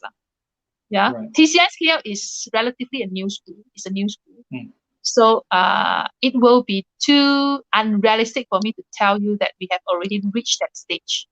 We have not. So in fact, we are actually working towards it. I would say that it's not an easy task, but this is something that we always remind ourselves. In whatever we do, we want to actually come to consensus. We want to have a common understanding, on things that we do. Okay. I guess you're mentioning as well, what some of the root for TCIS is that it actually originates from Taiwan as well, from TCIS over at Taiwan. So I guess one of, just to share with audiences also, actually saw one of the video footages that they were sharing in one of the activities over in TCIS Taiwan, was that they actually built a boat, right? So the activity for the schools in the students in the classroom was that they are the mission is for them to build a boat. So they actually came together to gather all the materials to build the boat, and the boat is not small boat, it's a life-size of boat that they have to stick together, and eventually their boat will have to sustain them from point A in the swimming pool all the way, and they have to row the boat all the way to the end of the swimming pool to the far end as well. So they have to actually gather the materials, they have to work together as a whole, and they have to construct the boat out from scratch by themselves as a team, and to bring forth the boat to complete a certain mission, right? So would you be able to comment in terms of those type of education method, right? Will it be actually translated over in TCIS KL as well? Like I say, eventually, of course, we will definitely organize this kind of activities, based on our own capacity and our experience. So definitely it is part of the plan in order to promote team spirit and unity. Of course, besides all the major projects, there are other things that we could also do, through CCAs, and also the classroom activities, okay. So these are the things that we will be implementing. So it's after the MCO, and especially during our conversation as well, I guess you have actually shared with us one of the activities actually initiated by students during MCO, a very heartwarming story on how a student actually came up with their own project to so-called support the frontliners that are working so hard and tirelessly during the MCO. Would you be able to describe a bit about that initiative from that student? It's very interesting and it's really touching for me. So, of course, what happened was that it actually happened during our first online assembly. We launched our first online assembly on 5th May. So during the assembly, I actually gave a speech on the flicker of hope. The theme of the assembly was hope. Okay, was about hope. And what happened was that there's this year 1 girl. Upon hearing the message, she was very inspired. She actually wanted to be the light of hope. Okay, to the community. And then she discussed with the parents what she should do, in order to bring hope to the community. So the parents actually gave her some ideas, because the parents themselves are actually Tzu Chi volunteers. So then, she picked up the ideas and she said that, hey, I should make card for the frontliners, for the medical frontliners, and then she also have the heart to, to say that, she doesn't want to do it as alone. She doesn't want to do it alone. She wanted to do it with the rest of the classmates. So that's how she initiated the project, and she actually invited the classmates to join her in the project. So what happened was that this year one students, they were able to make 60 cards in a day to be distributed to the frontliners. Yeah. So I think, of course, if you look at this, I would say that it is a collaborative project. Yeah. Okay. Even young kids like that, they could actually initiate projects like this. Okay. So it is not a individual project. Okay. But her thought of getting the rest of the classmates involved, that itself, I think it's really, I would say it's fantastic, for a year one girl. Yeah. Right. 7 years old, right? Year one over 7 in years old. TCIS. Yes, 7 years old. So she has this I would say perspective in getting other people involved in the project. Yeah. Spirit of showing community, in a sense, not doing things alone, but she understands the principle that if other people join her, more cards could be made. Okay, and then more people, more frontliners could be blessed with cards. Yeah. Okay. So I think that is good. Really, that is good. So, when we talk about collaboration, I think we should also have that kind of perspective that we are not promoting individual hero. Right. Okay. We are even Marvel. Okay. Talk about superheroes. The Avengers. Yes, team. Avengers. They are a team. Yeah. Okay. It's never one person. Am I right? Okay. Right. So it is always a team that we talk about. Yeah. So I think it is important for kids nowadays to understand that. Yeah. That they are, if they do things in a team, they could actually accomplish more than doing it individually. Yeah. Yeah. Okay. By the way, how was your reaction when you first heard about that? And how did TCISKL support her in her mission to create cards to support the frontliners during MCO? When I first heard about it, I was really, very touched. Honestly speaking, I was very touched. I didn't know that a year one girl would take my message so seriously. Okay, and really did something about it. Yeah. So I was really touched, and of course, the parents show me some of the photos, how she actually inspired other kids to make the cards and all that. So what happened was that, of course, TCISKL, we actually talk about what she did. All right. In our newsletter, in our Facebook, yeah, okay, to encourage others. Okay. And I actually gave them golden tickets. Yeah. Right. Okay. So what happened was that because during the assembly, I actually challenged the students, to write down how they could be hope for the people around them. So I told them that the best work will deserve a golden ticket from the principal office. Okay. Okay. So when I got to know about it, I decided to actually give golden tickets for all these kids who were involved in the project. Yeah. Okay, so they're being encouraged tremendously on that. Yes, and by the way, these are some of the footages of the program that is initiated by this year one student, right? Yeah, okay. That's right. Yeah. So she managed to gather and convince all of her classmates to come together and create this card. Yeah, that's right. So it's really amazing. I mean, it's really amazing, for a 7-year-old child to be able to do this. Yeah. Yeah, that's right. So these are some of the pictures you've shown. Yeah, these are some of the kids who have been involved in the project. Yeah. Right. Okay. Yeah. And and so during for that year one student, right? So what was the outcome of the entire thing? So they managed to pass it to the frontliners. We managed to pass it to the frontliners with the help of Tzu Chi volunteers. Yeah, because these kids, they can't go out. Yeah, during the MCO period, they couldn't go out to visit clinics and hospitals. So the cards were actually presented to the frontliners by the Tzu Chi volunteers. Yeah, I see. That's right. Okay.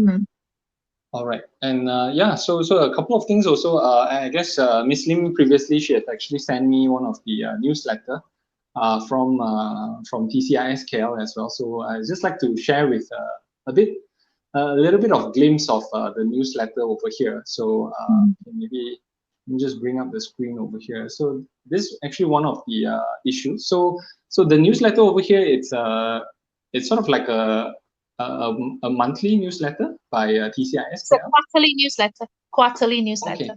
Okay, it's a quarterly newsletter from there, and yeah, it highlights a lot of the activities that has been done during every quarter. So would you be able to roughly run through with us some of the activities that we are looking on over here? Yeah, okay. So from what you can see over here is that, you know, like what I've shared just now, students were trained to be lunch servers. Okay, all right. So that's one of the service learning that we talk about. Yeah, so students learn to serve teachers, they learn to serve their classmates, right? And then so everybody will get their chance to be a lunch service. So as you can see from the pictures here. All right. And of course, the students will also be taught on how to comply to the hygiene rules. When they serve, how should they serve? That is also very important. It's not just the spirit of serving, but we also emphasize on how to serve best. So that's where you talk about meticulous, yeah. Yeah. So in a way, we actually teach students not just to do it for the sake of doing it, but to do it well. Okay. Right. Yeah, that is also one way to actually what I would say inculcate excellence, yeah, in the things that they do. So that's very important too. So you can see that they are actually with the apron, yeah, cover their head and then wear mask. Very professional. It looks like an actual chef. Very professional, even with the way they serve. They are trained. How do they serve? How they should, you know, hold the spoon and what should be served first, the portion. And these kids who line up, they are not supposed to talk. Okay, so we teach them that if you talk, your saliva will go into the food, which is not hygienic. So you have to show sign language. So which sign language to show and things like that. Yeah. All right. So yeah. So we teach them things like that. Yeah. So people who do not understand us, they may think that we are very meticulous. We actually confine the students or we conform them to a certain pattern. It is not like that. Yeah, I have to emphasize that we are not a school that we will confine or conform students to a certain pattern. No, in fact, when we talk about serving, like serving itself. You know, we teach them what is the right way to do it and to do it professionally, to do it right. Yeah. Okay. So this is what we are talking about. Okay. Right. So I think if I'm a parent, I'll be very happy. Do they actually serve their parents when do they actually translate this into their home as well? We will serving the parents. Yeah. Yeah, we encourage them to do that. Yeah, that's right. So now if you look at the first newsletter, the theme was nurturing creativity. Yeah. Right. The reason why we came out with that theme was because a lot of parents were actually they are quite reserved in a sense that, you know, because it's a new school, so they are afraid that if we teach students too much values, rules, and regulation, the kids will be conformed and confined. Right. They will lose their creativity, you know. Right. Because in a lot in other international schools, in fact, they emphasize a lot on expression, freedom of expression. Yeah. Right. And then so it is when they express a freedom of expression that they actually encourage creativity and things like that. So we didn't want the parents to have a wrong idea, you know, when we talk about instilling high level of discipline or teaching them values. It's not to conform or confine the students. It's not to silence the students. Yeah, okay. But we are talking about how to refine them, how to instill good characters in them. So that's the reason why we decided to come up with this theme to actually show parents that we, when it comes to instilling values, we are dealing with self, the inner self. But when we talk about expressing creativity, nurturing creativity, we are there. Okay, we want to promote this as well in the students. We are not there to actually silence them. Yeah, we are there to actually train them how to act in an appropriate manner, when to be silent and when to talk. That's Right. very important, you know. Mm. Freedom of expression doesn't mean you can express anything at any point of time, okay, Right. without a set of principles or values, okay. So I True. think that's a problem with a lot of kids nowadays, yeah. So we talk about expressing themselves. They don't care, okay, who they talk to, how they talk, they will just talk. All right. Right. Yeah. Yes. So we are here to actually educate them on social graces and things like that, but we are not here to actually suppress their creativity. So that's how we Mm. came out with the first issue with that theme of nurturing creativity. So if you really I look at our see. newsletter, you can see that one part of it, how we instill values through our humanistic culture. This is one of the lessons Mhm. as well. Humanistic lessons. What we actually did in our humanistic lessons, that students were shown how farmers have to put in effort to grow uh, paddy, to grow food. So from there, they would understand the value of food, okay, and they will not waste their food. All right. So Right. it's not just by talking, telling them, it's difficult to be a farmer, it's difficult to produce food, but we create scenario to let them experience it by themselves. Yeah. So this Mm. is one of it. Yeah. So Okay. then And yeah. Okay. So as you can see that, so we teach students eating etiquette. Okay. So how to eat in an appropriate manner. Okay. So when they eat, what they should do. So talk mm. about table manners lah. Table manners. We teach them table manners. Right. Yeah. So So in a way, parents will be definitely happy because all these kind of things are being already cultivated in school. So the transition back into home, they should be able to more easily practice this in home as more well. easily, yes, I would Right. say more easily. That's right. Yeah. Yeah. Okay. Okay. So Yeah. then, yeah. So these are some of the uh, thoughts by the teachers, by the homeroom teachers. Yeah. The homeroom teachers, our homeroom teachers have to eat with the students. Mm. Okay. So reason being is because then they will be there to actually guide the students on their table manners. Okay. All right. Right. Yeah. So these are some of the Mm. thoughts shared by the homeroom teachers. Mm. Mm. Okay. And yeah, there are many. All of the activities are being shared Mm. in this in the newsletter as well.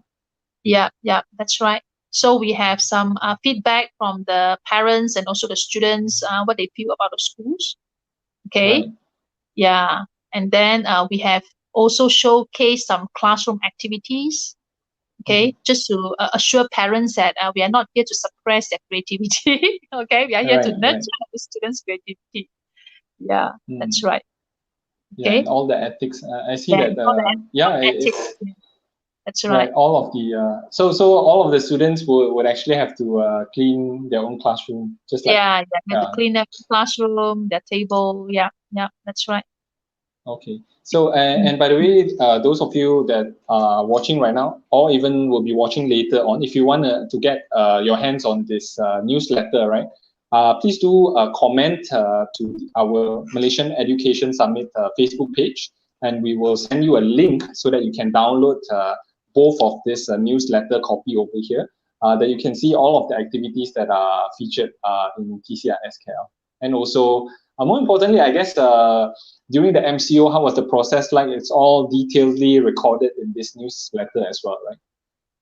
Yeah. So it's actually, if you are talking about the MCO, yeah, on our online Yeah. teaching and learning, you can refer to our second issue of a newsletter. Yeah, so it's very, I would say that yes, it's in detail. We have recorded down everything, what we Okay. did, what are the things that we've achieved and things like that. Yeah, so So this is this the is second the issue. This is the second right. This issue. is the second issue.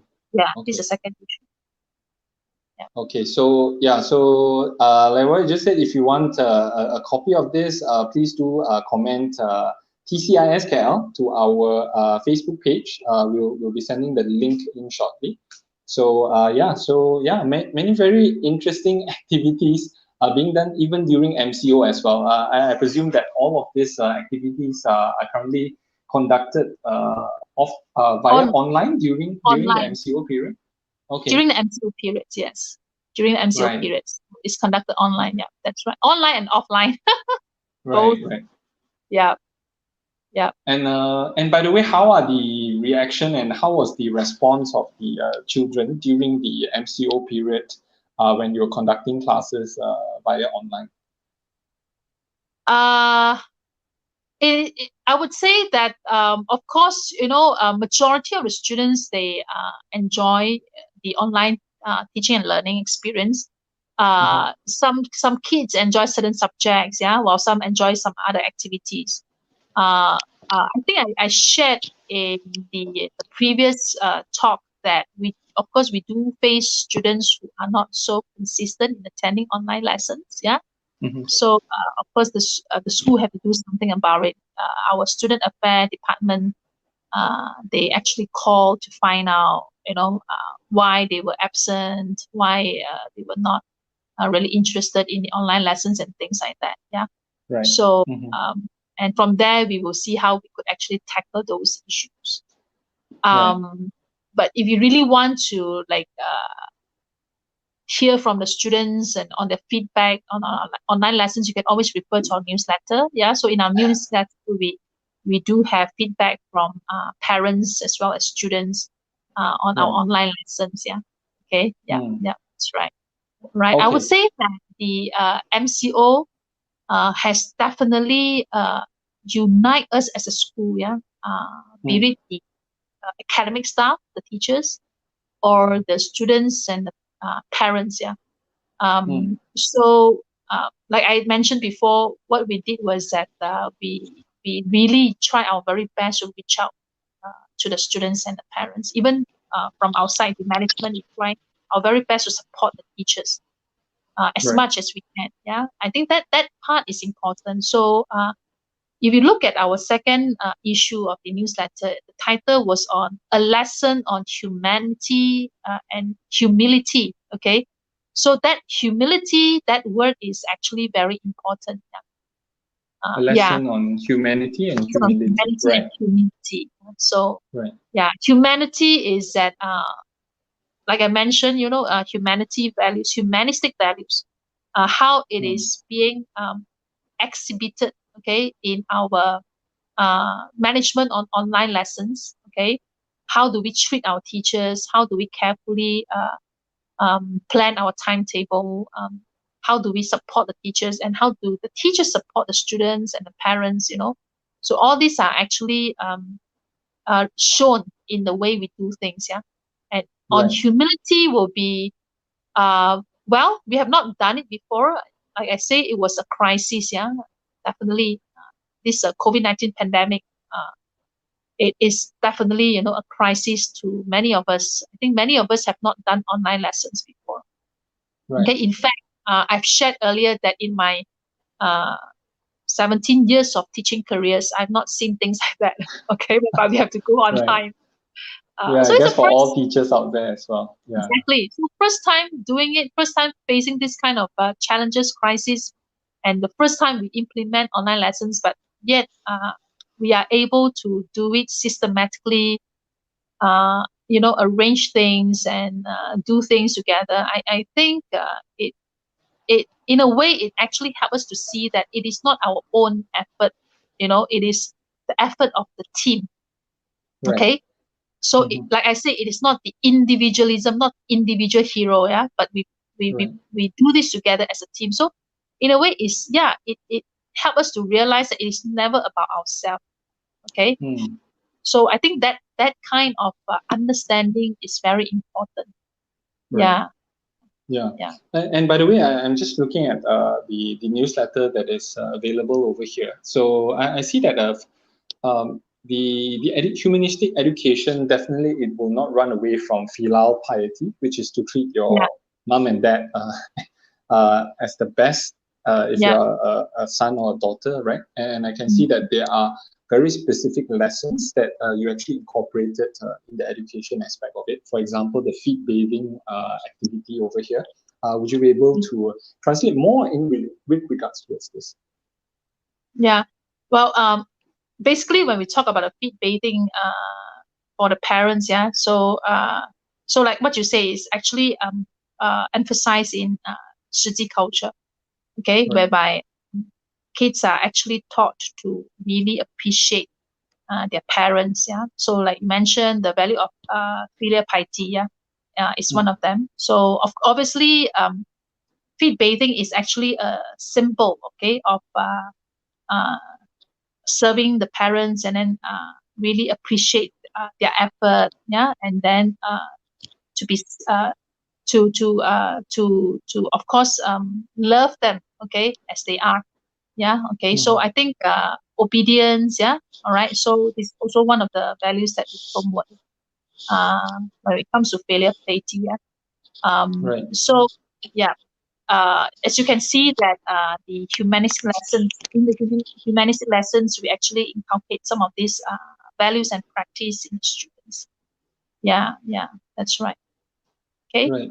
Right. And Yeah. yeah, so just to bring out a few comments from over here. So Aziz Rajab over here, we are not just teachers, but we are educators. We may not be the best, but we strive to give our best because of our passion, sincerity, and our trust in education. So we share a lot about our professionalism, our knowledge, but also in terms of humanistic values as well to students out there. So education as a whole, just wanted to find out from Ms. Lim, right? How would you define the term education from your perspective, and what should education encompass as a teacher, from a teacher to a student by themselves? Yeah. Well, when I see the word education, yeah, from English, okay, you are not really able to dissect education. Yeah. Right. Let me share with you from Mandarin. Okay, Mandarin. Yeah. So in Mandarin, you talk about education. That I would say two things that you will talk about. Okay, so the first thing is teach.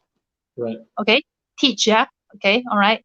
So teach in a sense like you teach knowledge, you impart knowledge. Yeah. Okay. So that's where your professional knowledge comes in. Okay. Right. How to teach effectively, pedagogy and things like that. Okay. The second one is nurture. Right. Okay. Nurture. So nurture what? Nurturing them in terms of values. Okay. Nurture them to grow. Okay. And nurture them to see that they will eventually be an independent, matured individual that will contribute Right. to the society. Yeah. So I think there are a lot of educators. They can actually define education way better than me. You know. Right. I just want to bring this perspective to all the teachers. From the translation, the direct translation of education from Mandarin. Yeah. Yeah. Yeah. Okay. It's Right. stated down there, the teach and nurture. Right. Yeah. Teach and nurture. Yeah, that's right. Right. Yeah. So that's how I would define education. Yeah, Mm. that's right. Okay. Okay. So like what Mr. Aziz mentioned, that yeah, it is true that we as teachers, we must understand this. So I've seen teachers who say that, oh, I'm here to teach. I'm not here to accompany your students to eat. I'm not here to accompany your students to clean. you know, I'm not here to be a babysitter. Actually, it is not true. It is always through all these daily activities, that you will be able to nurture the students. You know, the nurturing will come when you are with them doing all these daily activities. Yeah. Right. So that's also one of the questions that will ask my candidates when they come for interview. Okay. Right. Right. So they have to give this answer in that way. Okay. Yeah, some comments from Alice. Great leadership. Tzu Chi is blessed to have a principal like Ms. Lim. Great sharing session. Love it very much. Great job to the team and teachers as well as thank you to EduSummit for hosting this session. Yeah. So if you would like to hear more about this, please do share it out to more of the parents and teachers out there, and do comment down there if you would like to hear more about the nurturing humanistic value and the topic of education from this perspective as well. Yeah, for those who are listening over here, right? Yeah, so I guess looking on towards the direction moving forward for TCIS KL, right? Would you be able to share with us some of the future plans that TCIS KL is currently in planning? As soon as things goes back to normal, what are the grand plans on how you develop the education programs in TCIS KL, as well as some interesting projects as well in the future? Yeah. Okay. So, we, of course, when things move on, we will just really focus on how can we refine the curriculum that we provide for the students. So it's not just the Cambridge curriculum in terms of Right. academic. So we are looking into how to provide a broad, balanced and enlightening curriculum, okay, Right. to students. Yeah. So in a way, that's number one. So definitely, we will improve on the quality of teaching and learning, T&L. Yeah. Okay. Mm-hmm. So this is one thing that we will move forward from the school management. Yeah. Okay. To help the teachers to develop professional skills. Okay. So the quality of teaching and learning. So there will be training such as Cambridge International Teaching and Learning Certificate Right. ongoing in our school, right? And then, of course, we'll talk about TNL, then lesson observation, yeah, and then comments on how teachers could actually improve their teaching Mm-hmm. in class, the pedagogy. So these are some of the things that we're focusing on. Okay, all right, Mm-hmm. moving forward, and then of course, in terms of the for the students, we will definitely look into organizing activities that will bring about balance. We talk about holistic education, so it's not just the academic learning, but we are also looking into how to bring in different kind of activities, such as, for example, sports week, yeah, okay, Mm-hmm. music and art festival, okay, all right. So we are also looking at make use of different festivals to actually teach values Mm. and Right. student leadership, among the students. So these are some of the things that we will be planning moving forward. So, Right. like I said, how are we able to provide a broad, balanced, and enlightening learning experience for the students? That will be the objective, or that will be the plan for us to move on as a school. Yeah. Right. Okay. So, Mm. predicated on hopefully everything goes back to normal, then a lot of exciting activities can be carried out Yeah. for Yeah. students to, yeah. Yeah. That's Okay. right. And one question from Aziz over here. Do you have networking with other international schools in Malaysia as well, in terms of sharing of the culture from TCI SKL, as well as the approach of education, also from other schools as well? Yeah. Yeah, very good. Because we are actually a new school, yeah. So Right. of course, in terms of getting to know other international school or sending students out to participate in activities organized by other schools has yet Mhm. to happen. Okay, Right, right. In fact, but you did. So yeah. you participated in the Education Summit last month. So that was quite an interesting networking session. Yeah, Okay. But moving forward, yeah, we are actually trying to find out information such as like how joining, this Association of International School Malaysia aims for right. BCR.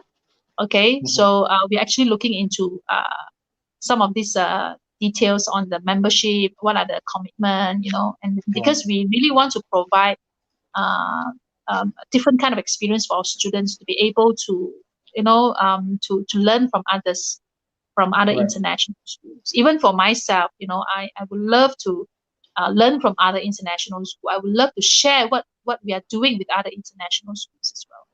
right. Yeah, yeah, Okay. that's right. So it's currently an ongoing process to really Ongoing process. develop the school into Yeah, the yeah, highest possible level that you're able to bring them forth from right. there. Okay. So Ms. Lim, as well as before I guess we've been ongoing for about 2 hours for now. So Mm. I guess for the final chapters in with regards to our discussion for today, any comments or suggestions from you as a teacher to teachers and parents out there in terms of building or to really nurture a humanistic or a noble child, if we can say a moral infused child, which I can say to really bring up the child to be not only successful academically but also from a humanistic side as well. So would you be able to give some form of insight as well as a direction for teachers and parents out there that may Mm. be concerned in terms of building their kids towards a more humanistic and moral based attitude? Yeah. Yeah. So if you really ask me, I think the transformation has to come from us first. Yeah, from the teachers and the parents. Okay, so I think the teachers and the parents have to be aware the importance of we ourselves. We actually recognize the importance of inculcating values, and also recognize the importance of internalizing values ourselves. Okay. Right. So if we do not have that kind of awareness in us, it is difficult for us to actually guide our students or our children to go towards that direction. All right. Yeah. So I would say that we ourselves have to be transformed. We ourselves have to understand the importance of values in education. That's number one. And then, of course, number two, ask me, I think what we can do is that we can be actually a role model to our children or our students, yeah, in the things that we do. How do we handle situation? Right. Okay, I believe we face challenges, we face problems, we face tough decisions in our life. Okay, so when we face tough decisions in our life, how do we make decision based on the values? Okay, so this will ultimately be, I would say that kids will actually look at us and they will emulate us, yeah, from there. Okay, so that's the reason why we always say walk the talk. That is very important. Okay, and then subsequently, then only we look at the ways what are the creative ways or activities, events that we can actually think of to help inculcate the values. Yeah. Okay. So some of the activities I think we have actually discussed before. I've shown you what are the things that you can do. 21-day selfless challenge, and all that. So all those things can be done. But if we really want to effectively inculcate values with them, we can't go the shortcut. Yeah. Okay, there's no shortcut unless we ourselves show them this is the way to react. This is the way to make decisions based on the values that we have. I think that is important.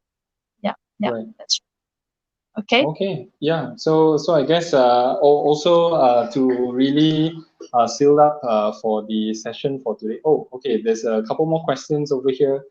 From Alice over here. So be the role model as educators. A lot of things is children learn from caught, or probably to say observation rather than being taught actively. To echo on that as well. Yeah, so and also again, for those of you who are watching and will be watching later on, if you would like to get your hands on the newsletter by TCISKL, we have two versions of this, and if you would like to have a look at it, please do comment TCISKL and message to us, and we'll be sending you the copy for free, right? And it'll be shared to all of you out there as well. Yeah, and from Aziz over here, thank you for sharing. The world will be meaningful and awesome to live in if we are mannered and knowledgeable human beings. Yeah, very well said as well. Right, from Aziz. Thank you very much. Aziz is a very, very loyal, I can say, very loyal supporter of the Education Summit. I always see his comment and he has always been going through all of the sessions over here. Okay. Yeah. So Aziz, great to have you on board on this as well. Yeah. Okay. So Ms. Lim. So to conclude the entire session off, do you have any final comments and thoughts with regards to nurturing humanistic values in education? No final comments. I think I've said what I need to say. Yeah. So I got to go soon because the internet connection is not so stable. Anyway, I just want to thank all of you for giving me the opportunity to share tonight. Really, thank you very much. And yeah, thank you so much, Ms. Lim. And for those of you who want to find out more about what Ms. Lim has been sharing over here, please head down over to the Edu Summit closed group as well. She actually shared during our last month's Education Summit in terms of many more informations with regards towards that as well. So Ms. Lim, thank you so much for joining us for the session today. And we wish you all the best and success in future. And we hope to cross paths again and to have you on the EduChat series as well as the Edu Summit as well, right? Okay. So I wish you a good night. Take care. Good night. Good night. Thank you very much. Thank you. Okay. Yeah. See you. See you. All right, so that was Miss Lim Siew Li. Wow, always a very honor to, a huge honor to be communicating with people from TCIS KL. Miss Lim herself, we have been communicating for the past many weeks, and she has been sharing with me so many different ideas, as well as how to really develop a student and your children to be much more of a humanistic, to develop the humanistic side as well as the moral side of a child. So I believe myself, that this is a very important topic that we should be inculcating and to be able to translate more in our current education system for today. So for those of you who are watching today, thank you so much for being together with us here.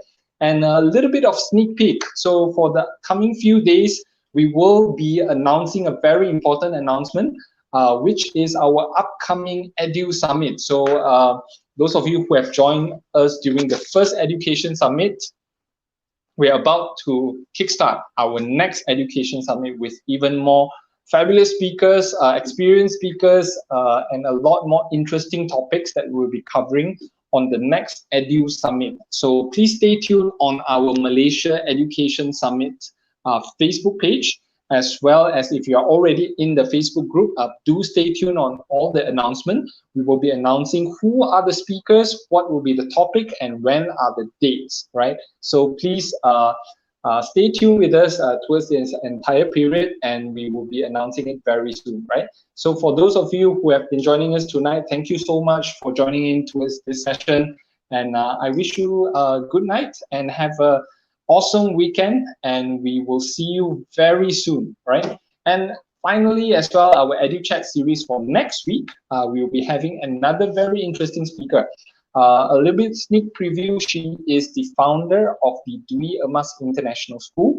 Her name is Teacher Ann Tam, and she has been doing a lot of very interesting education projects as well as initiatives that promotes entrepreneurship, right, in education, in developing children to have that entrepreneurship mindset in order for them to be better equipped to face our challenging world that we're facing right now. The economy structure requires different skill, different mindset, as well as different techniques as well in education. So please do stay tuned with us in this Education Summit. And finally, please do like and share this video out if you like what you are hearing over here.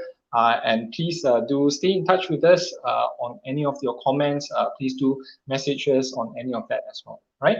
Okay, so thank you once again. Thank you for joining us in the EduChat series for today. I hope it has been valuable knowledge of exchange between the speakers for today, as well as comments from all of you as well, right? So I will see you next week, and very soon we'll be announcing our next Edu Summit. All right, so